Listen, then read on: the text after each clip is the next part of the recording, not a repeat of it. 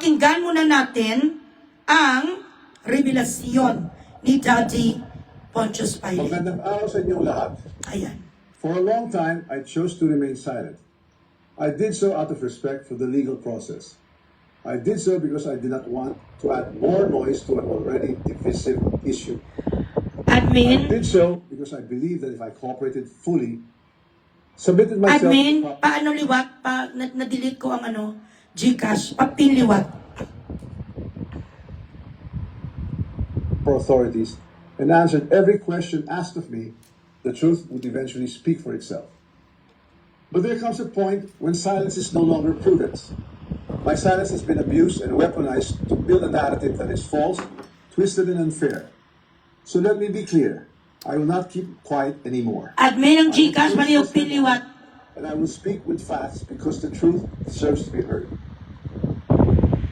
Today, I am taking this opportunity to speak directly to the Filipino people. Pa-Gcash, Bilaching Iloy. Controversy, I have been cooperative. I personally appeared before the proper authorities. I voluntarily submitted my affidavit to the ICI. I provided the information and documents asked Matihan ka me. lang, sir.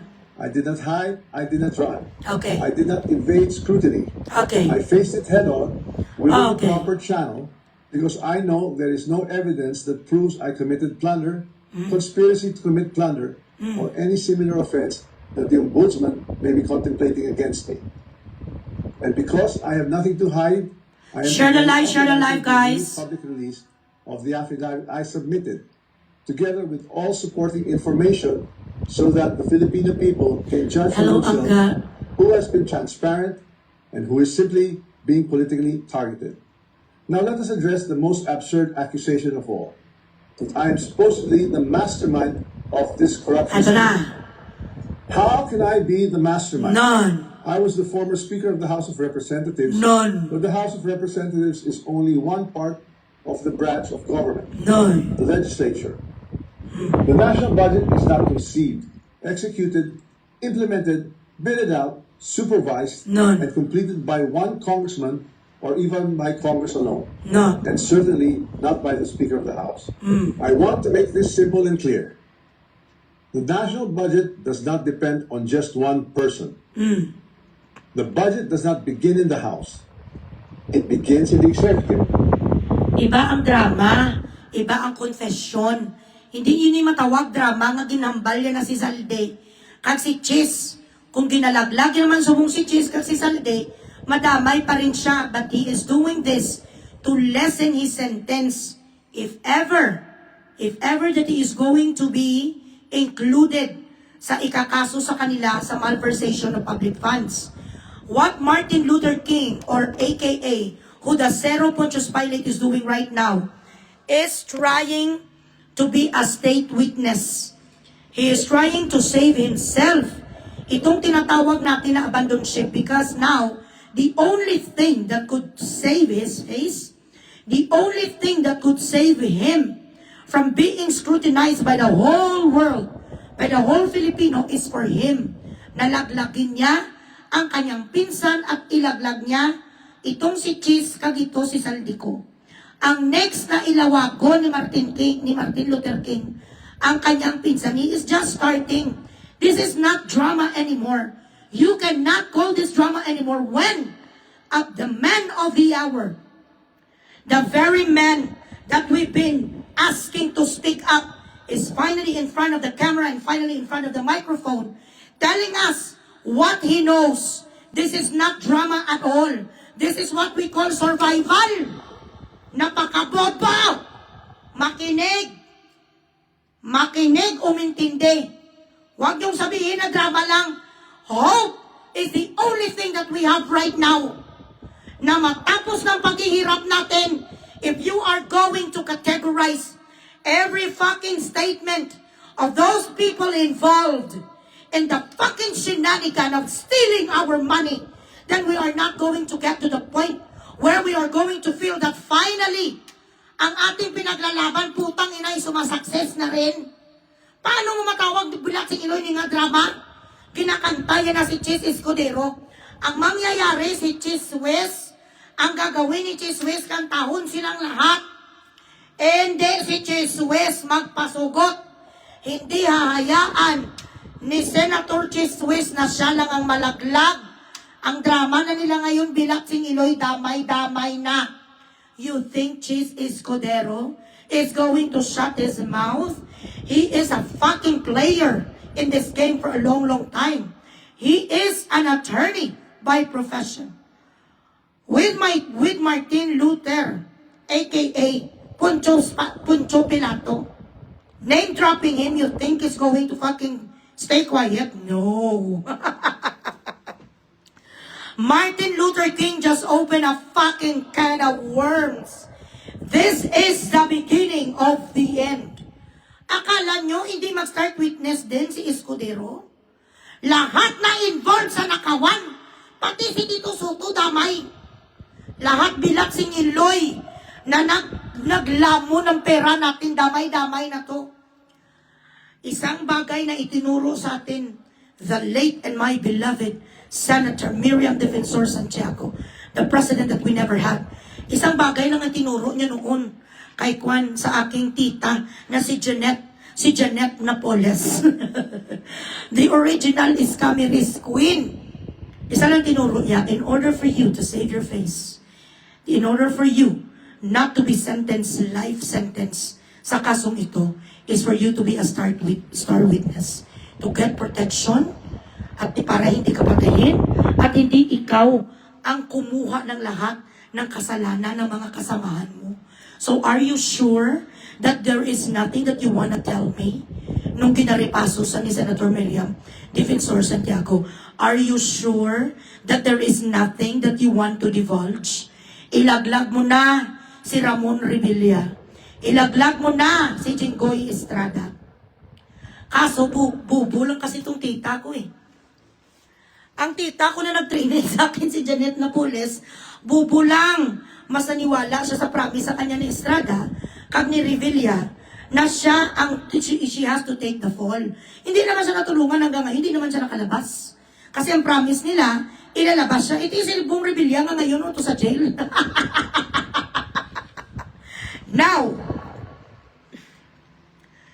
sa nangyari ngayon na pagsisiwalat ni Martin Luther King, sa pangalan ni Salde, kag ni Chis Escudero is going to become a fucking tsunami.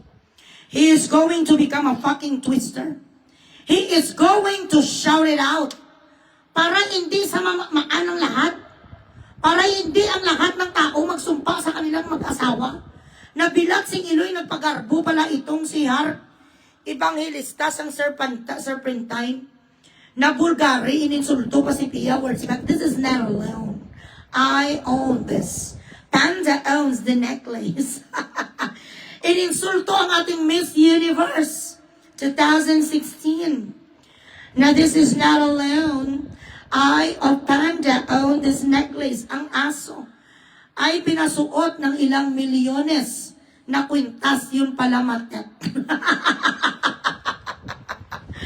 Okay, sa pagpadayon, magpadala ka mo sa Gcash yung Bilaksing Iloy kasi itong kinaiinisan talaga sa akin ng NBI. In the executive, the agencies and departments prepare their proposals. The executive consolidates them into the National Expenditure Program, and that program is then submitted to Congress. From there, the House deliberates, but the House is not one person, and it is certainly not the Speaker alone. It is a collegial body made up of hundreds of members, multiple committees, vice chairs, and institutional processes. In fact, there are around 85 committees, each with its own jurisdiction, Admin, pakianubis ang mga messages na muna. leadership. Pag-check ang messages. No speaker can personally control every committee, much less direct the actions of other branches or government agencies. And in the Appropriations Committee itself, there are already more than 100 members. Admins ang messages.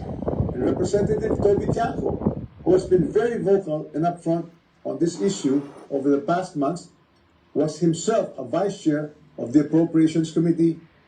Bilaksing Iloy nyo kasalita lang kayo ya nga wala sang mic yung diputa na ang ano ko ang dito ko Bilaksing Iloy kasalalakit na. months was himself Sandali lang. Busy pa pala si admin.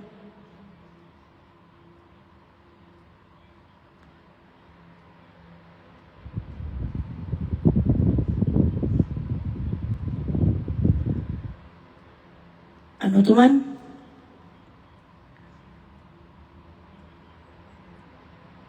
Sino din yung nagapamangkot sa mga Gcash pala, lolo? Wala ko pala admin ngayon.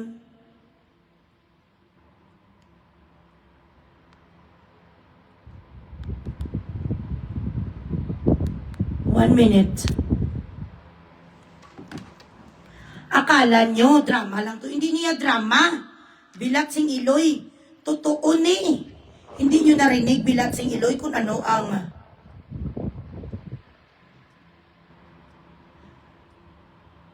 Hi, Stephen, how are you?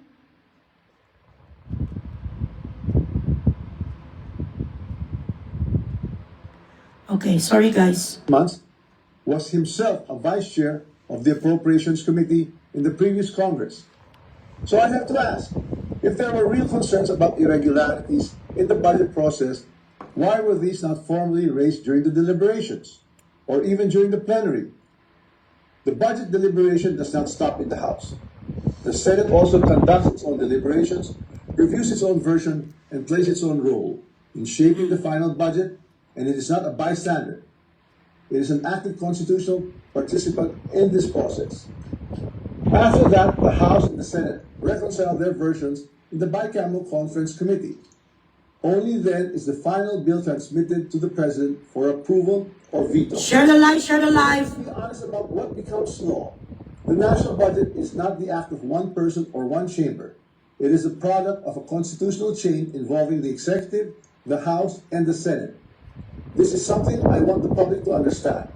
The budget process is collective, multi-layered, and shared.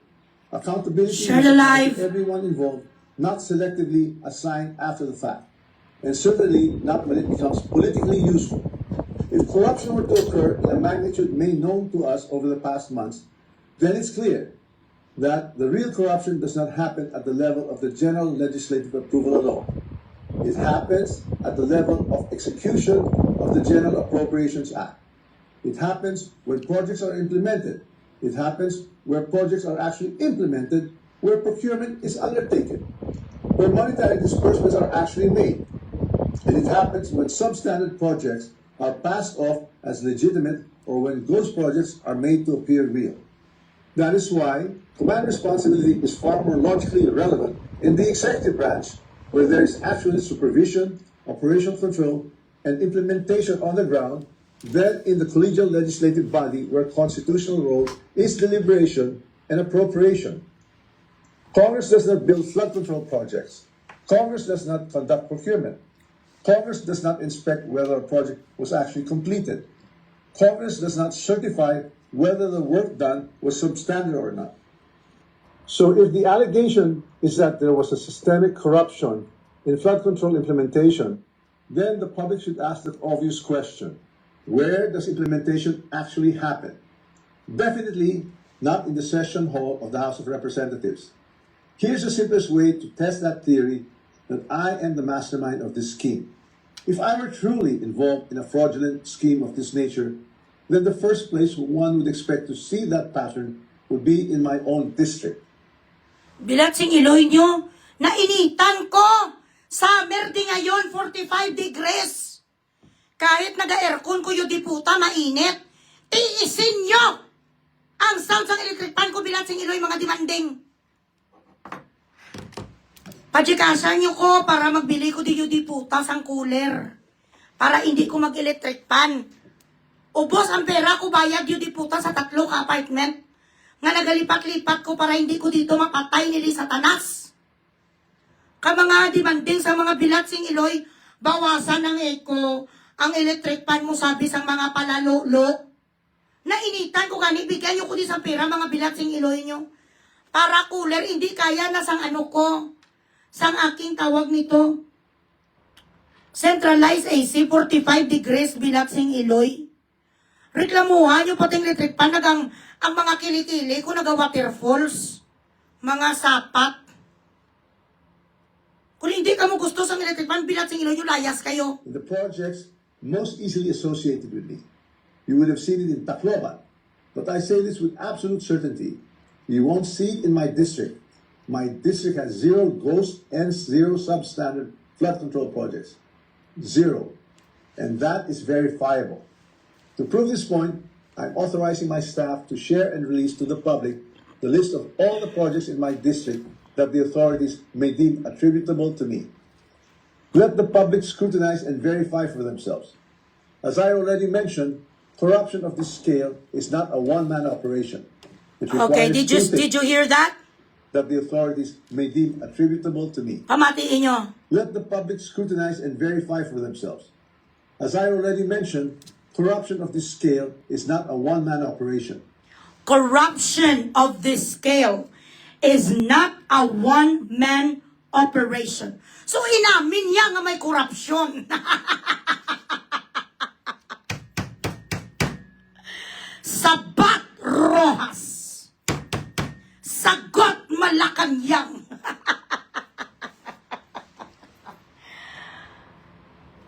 Narinig nyo ang sabi ni Martin. Corruption at this scale is not a one-man operation. Ibig sabihin, maraming taong involved.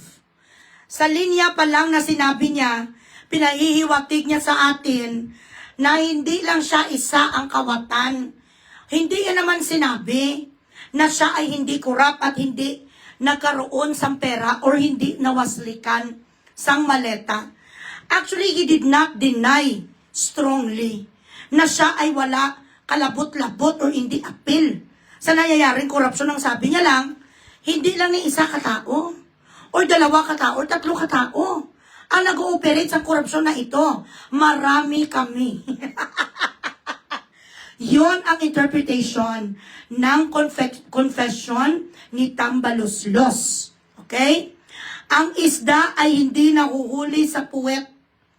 Nahuhuli ang isda sa bunganga. It requires two things: budget decisions and implementation on the ground. With respect to how the budget was deliberated in Congress, let me say this categorically. I was not a part of the BICAM and the small committee budget deliberations. Yes, I was updated on the general outcomes of the deliberations, but I had no visibility with regard to the specific details of the discussions. Okay, kasabi siya nga wala daw siya sa discussions, wala siya sa attendance, hindi daw siya nagapunta doon sa BICAM and everything. That is already technicalities. Na kapag in question siya someday, kung magkaroon man sila sa itong totoo talaga ng impeachment, ito ang exciting part kasi ito bilyones, trilyones to eh. At itong tinatawag natin na family feud. Ito ang magandang pelikula ngayon, mga kababayan ko. Ito ang tinatawag natin, isinakdal ako ng sarili kong pinsan. Admin, paliw ko lang, ano yung barkay, ano? Kay Brian, dala niya ko di tubig. Daddy, s'il vous plaît, water please. Ang sinasabi niya dito na I am not in those hearings, I am not in those talks. I was not present during the deliberation. Technicalities na lang yan. Kasi alam ni Martin kung paano magugas kamay. Hindi siya doon pumupunta. May mga representative lang para pagdating ng panahon, masabi niya, I was not even there. This is now the time na pwede niyang sabihin na I was not even there. So paano ako naging parte? Sa kanilang mga nakawan, wala nga ako sa kanilang pinag-uusapan. Ganon. You did not have to go there, Martin, to have money anyway. To not have part of that. With regard to the specific details of the discussions, including particular amendments or insertions approved during these closed-door deliberations. Records would show that I did not participate in those meetings and I was not privy to what exactly transpired during the deliberations. However, two people were instrumental in making those budget decisions, Chis Escudero and Zaldico, and one Ayan. Ulit ha. Amendments or insertions approved during these closed Hello, door Mami Santos deliberations. CM. Records would show that I did not participate in those meetings and I was not privy to what exactly transpired during the deliberations. However, two people were instrumental in making those budget decisions. Chis Escudero and Zaldico. Ayan. And that's the Back! Mic drop. Sandali lang, guys. What was that? Okay.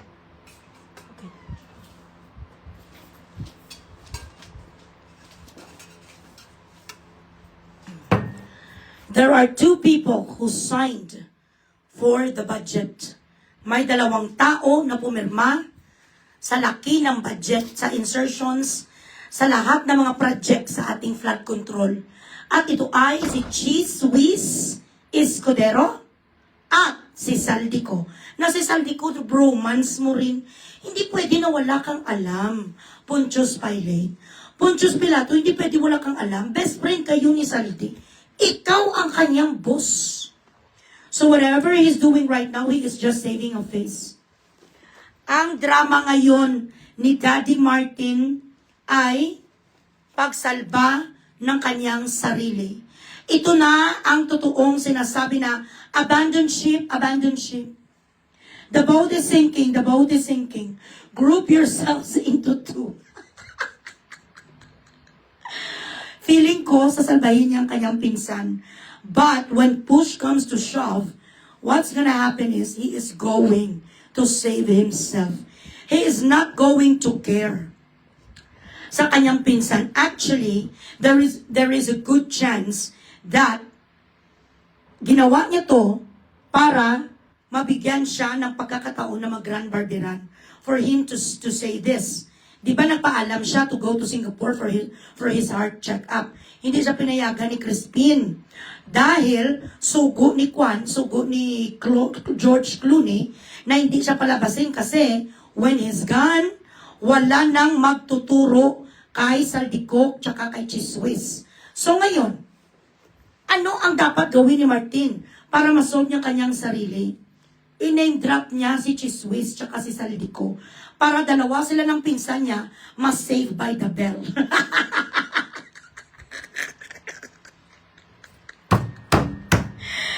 Ang mga bilaksing iloy na mga BBMers, asan na kayo ngayon? Bakit wala may natatanggol kay Daddy? Nasaan si Dagol? Dagol! Guys, wala na ko pala guys strength na para tumawa. I mean, grabe na kanina ang tawa ko nung narinig ko siya nagsasalita. Wala na talaga ako sa strength. So ngayon, sinabi ng pinsan niya, huwag na kong iwanan. Kagupilat siyang iloy mo niya. Tayo magpinsan. Blood is thicker than water. Ilaglag baryagang mo na lang si Chiswis. Dalawa sila ni Salde. Tapos silang dalawa, kampi sila. Kampi.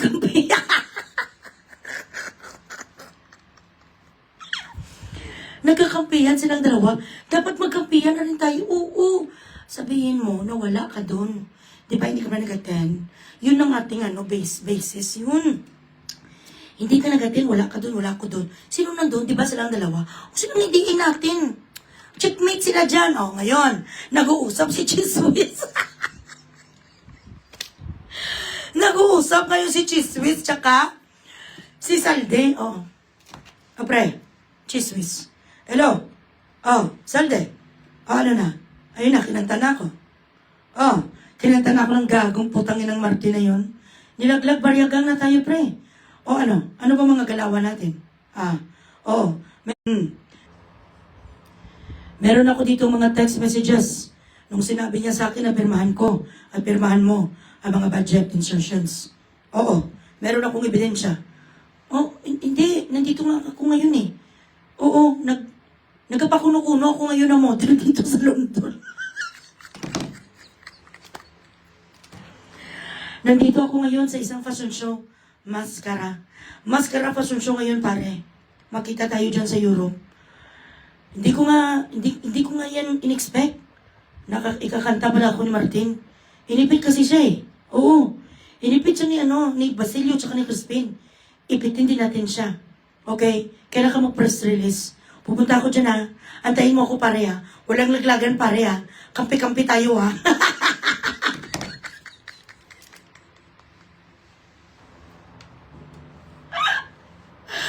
Ay bilat sing Iloy. Amo ni siya guys ang nangyayari kapag ang mga kasama mo ay parehong mga hudas. Huhudasin ka rin. Ngayon, ang sabi ng mga taga-parlor, ang mga drama ngayon nila, pares. Guys, I cannot stop laughing kasi Vice President Sara is going our president in no time. I'm telling you. Magkalabasan na, save yourself na lang ni sila. Sa totoo lang. Ngayon,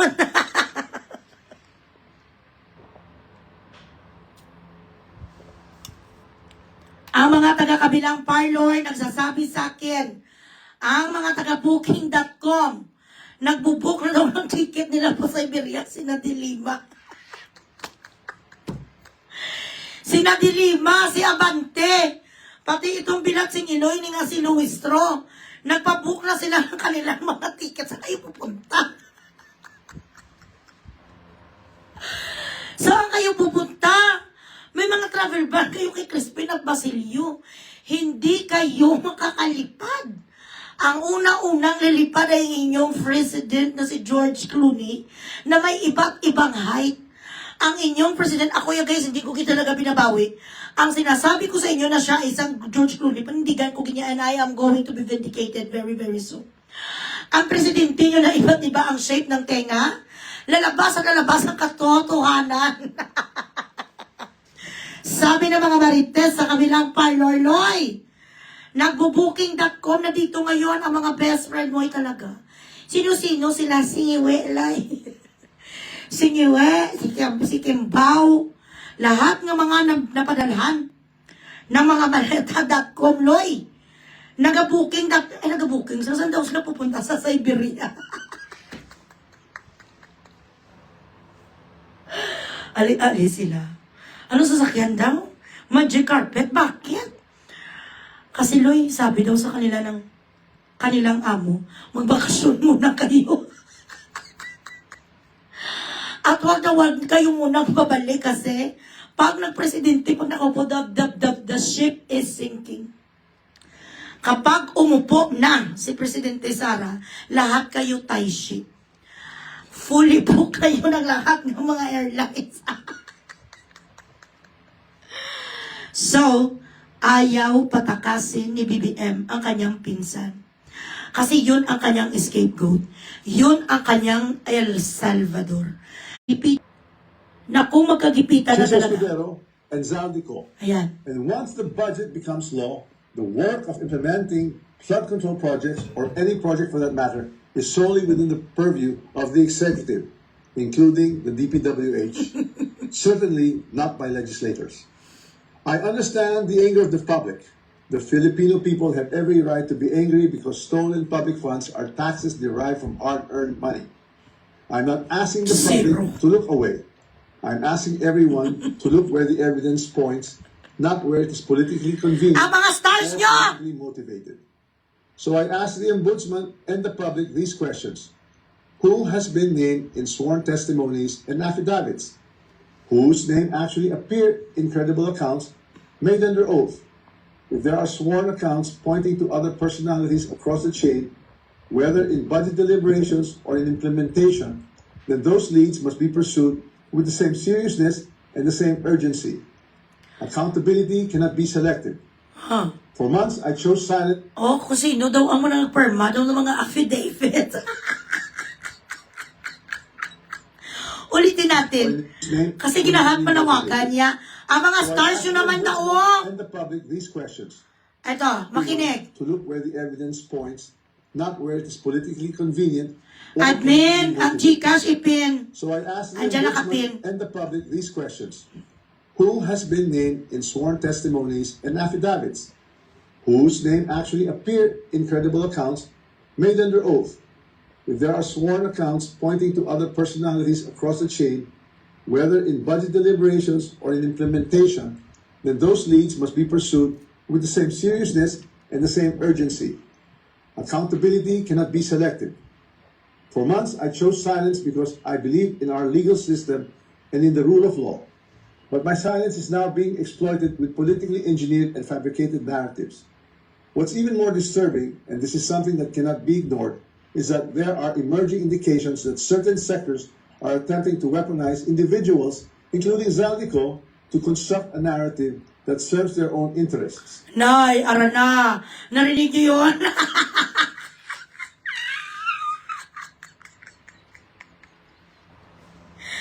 Rewind. Pakinggan nyo.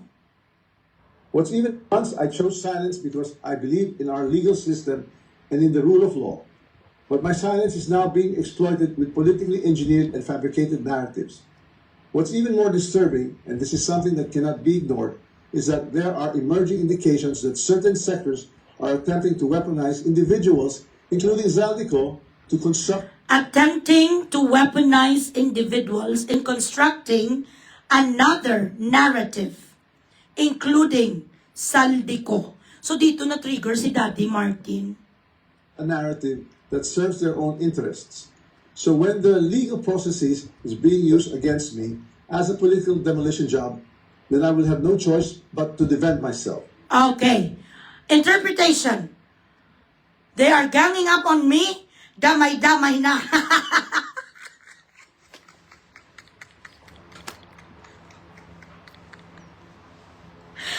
Asaan na ang mga defenders si Daddy Martin?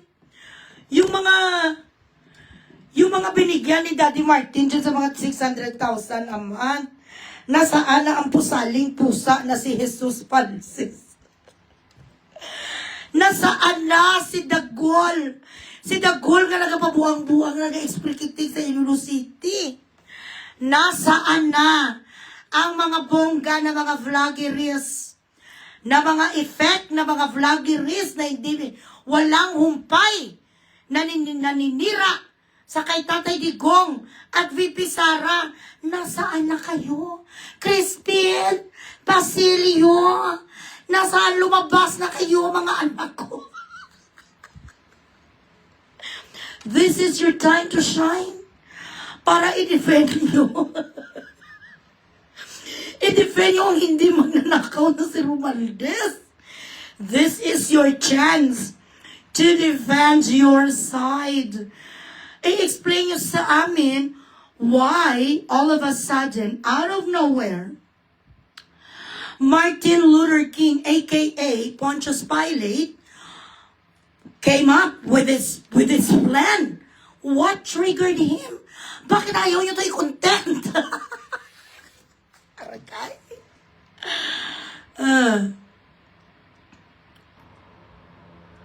Have no choice to construct a narrative that serves their own interests. So when the legal processes is being used against me Ayan. as a political demolition job, then I will have no choice but to defend myself. Noy. And I will defend myself fully. None. I will not allow myself to be turned into the scapegoat so that others who are actually accountable None. can walk away clean. No. If this is a political play to push me out and close the story, tarnishing my name and my reputation, then I'm telling everyone now, I will not go quietly, No. I will not go alone. Noy. I will not be the fall guy for other people's No. problems. I have been in public life long enough, I have seen enough, I have heard enough. Interpretation. Wag ako.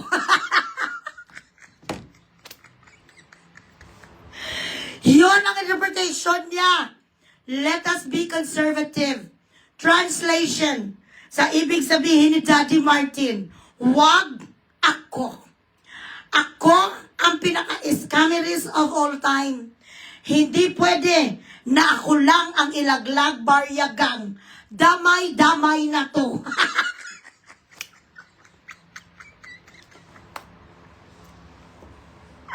Ang saya-saya. Hercules, Hercules. Aragay. Ay, kululbaan. Nakakatakot. Nakakatakot talaga ang mga threats ni Daddy. So, Malacanang, Shout out sa mga best friends ko dyan sa Malacanang. Tsaka sa PCO, ang lalong-lalo na sa ating mahal na si Ate Clara. Dear Ate Clara, ano naman ngayon ang masasabi mo sa mga isiniwalat ni Judge Martin? Siya ba ay paimbestigahan nyo rin sa NBI?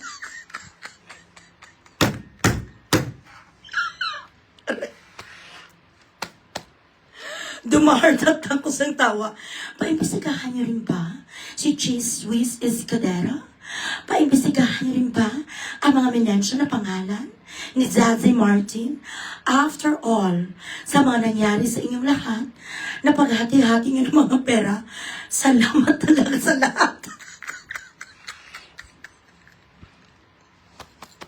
I cannot. Guys, I cannot talaga, guys. Yun ang interpretation ng sabi ni Zazie Martin. Wag ako. Okay. Okay. I have seen enough. I have heard enough. I know many things about this current administration Hi, Sancho. and past administrations as well. Huh. And I say this carefully. If this matter is to be handled as a legal issue, then let it be handled legally, soberly, and according to evidence. But if certain people insist on waging this in the court of public opinion, then I will have no choice but to defend myself publicly as well. No. To the Ombudsman, No. I say this with full respect.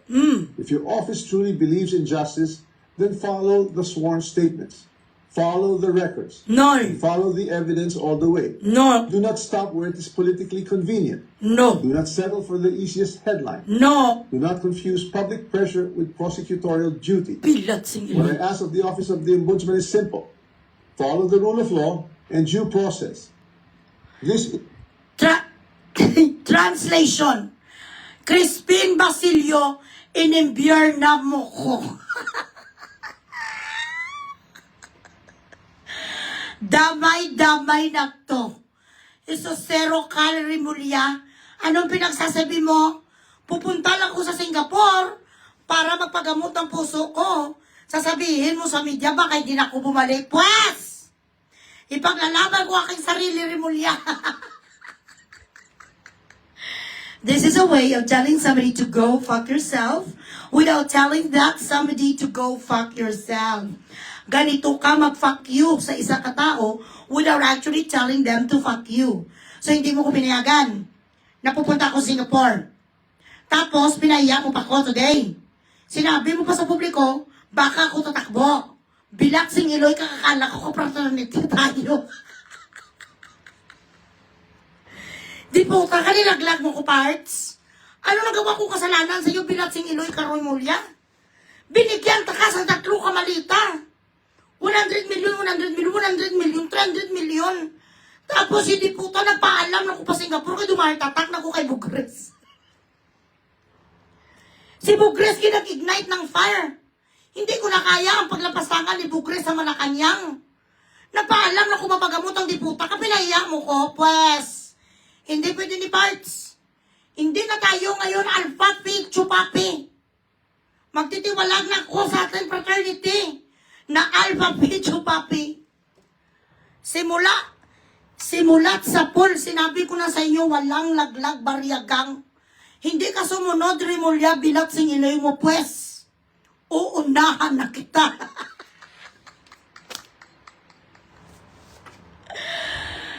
Pinaiya nyo kasi, natakatak yung si Bugres, kinarma tayong lahat.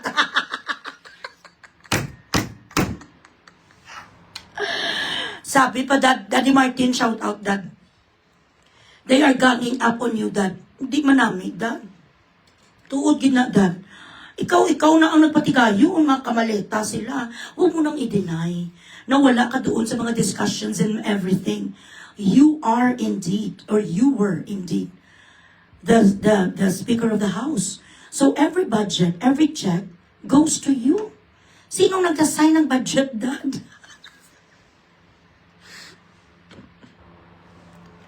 Bago masayna ng lahat ng mga Senate, Dad, tsaka masayna ng pinsan mo, Dad, ikaw munang nag-assign. So alam mo kung magkanong bilyones Ang in-insert niyo, wag kang magbulag, Pipi Ubing, hindi ka naman si Willie Garte.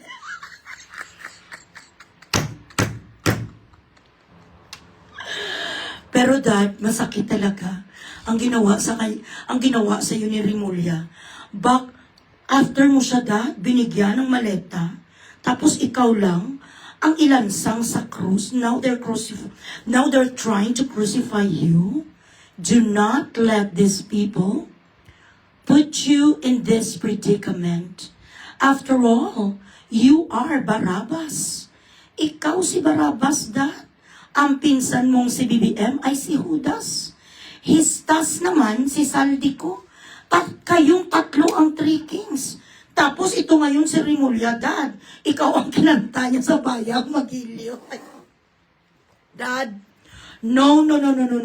Huwag mong hayaan na ang fraternity mo ay i-give up ka sa initiation. Mas mataas ang iyong katungkulan at mas mayaman ka. Huwag kuya dad, ay birahon ko na sa dad. Bubugrisin ko talaga si Rimulya, dad. Imaginin mo, sasabihin na sa publiko, baka daw hindi ka na bumalik, masakit na dad. Daddy Martin. Napakasakit niyan, dad, kasi kayo lang naman eh. Tapos ikaw naman ang nagbigay sa kanya ng budget pagkatapos ngayon. Sinasaula ka. Ay, hindi ko na dad. Kung ako, dad, sa'yo, dad, unahan ko na talaga. Hindi mo ngayon alam, baka nagkakampi-kampihan lang sa iyong pinsan mo na si Judas. Pero at the end of the day, dad, save yourself. Pumunta ka sa Sabah, Malaysia.